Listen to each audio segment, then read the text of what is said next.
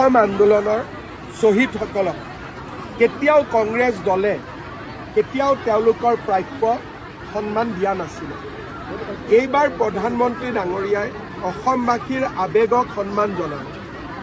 860গৰাকী শ্বহীদক তেখেতে সন্মান জনালে। এজন এজন কৰি শ্বহীদসকলৰ প্ৰতিমূৰ্তিৰ ওচৰত গৈছে।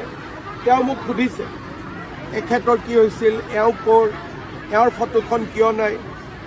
যি ধৰণে গোটেই পৰিক্ৰমা কৰিছে শ্বহীদৰ গেলাৰীটো, ইয়াতকৈ অসমীয়াৰ বাবে গৌৰৱৰ কথা কি হ'ব পাৰে।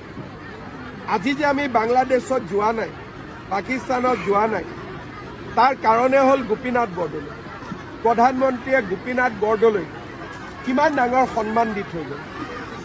গৌৰৱ গগৈৰ দৃষ্টিত, কংগ্ৰেছৰ দৃষ্টিত অসম আন্দোলনৰ শ্বহীদৰ কোনো মূল্য নাই, গোপীনাথ বৰদলৈৰ কোনো মূল্য নাই। আৰু সেইকাৰণে তেওঁলোকে প্ৰধানমন্ত্ৰীৰ এই জাতিটোৰ প্ৰতি দিয়া সন্মানক তেওঁলোকে বুজিয়েই পোৱা নাই। কাৰণ 860গৰাকী শ্বহীদক কোনে হত্যা কৰিছিল? এই কংগ্ৰেছ দলে হত্যা কৰিছিল।